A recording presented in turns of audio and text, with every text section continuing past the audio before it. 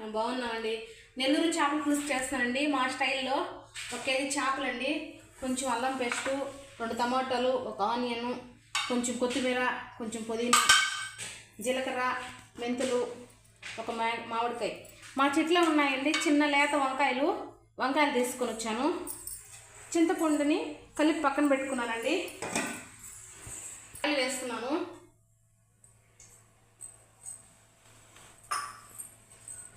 వేస్తున్నానండి. జీలకర్ర, మెంతులు వేసేస్తున్నానండి. ఆనియన్, టమాటా ముక్కలు వేసేస్తున్నానండి.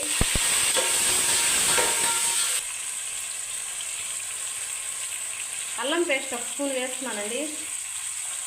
అల్లం పేస్ట్ వేసుకున్న వల్ల బాగా అరుగుదల అవుతుందండి. ఓన్లీ అల్లం పేస్ట్ మాత్రమే అండి, వెల్లుల్లి వేయట్లేదు. 1 స్పూన్ పసుపు పొడి అండి.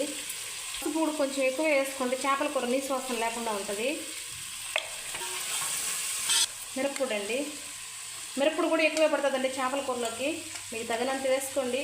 నేనైతే 4 టేబుల్ స్పూన్లు వేస్తున్నాను. కొత్తిమీర అండి, కరివేపాకు, ఉప్పు అండి, పులుసు పోసేసుకుంటున్నాను. వేయాలండి, వేసుకుంటున్నాను. పులుసు బాగా చిక్కబడాలండి. బాగా ఉడికిన తర్వాత మూత పెట్టేసేయాలి. చేపల్లోకి పౌడర్ కలుపుకోవాలండి.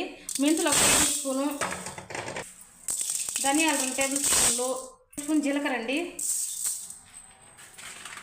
అలా వేయించి పౌడర్ చేసుకోవాలండి. ఈ విధంగా దోరలుగా వేయించుకోవాలండి.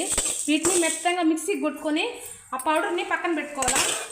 నాకు ఆల్రెడీ ఇది మెత్తగా పౌడర్ చేసి మిక్సీకి పెట్టుకోవాలండి. నాకు ఆల్రెడీ పౌడర్ ఉంది, అందువల్ల దీన్ని వాడతాను. దీన్ని మొదలు పెడతానండి. టేస్ట్ ఈ పౌడర్ వేసిన దానివల్ల టేస్ట్ ఎక్కువ వస్తుందండి చేపల కూరలకి. చిక్కబడిందండి. ఇప్పుడు మామిడికాయ ముక్కలు వేసుకుందాం. ముక్కలు అయితే కొంచెం సేపు అట్లా పట్టనివ్వండి. చేపల ముక్కలు అయితే వేసేస్తున్నానండి.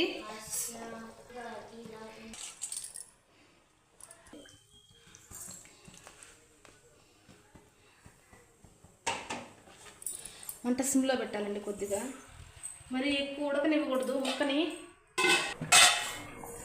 లేత వంకాయలని ఇలా కట్ చేసి వేసుకోండి వంకాయలలో.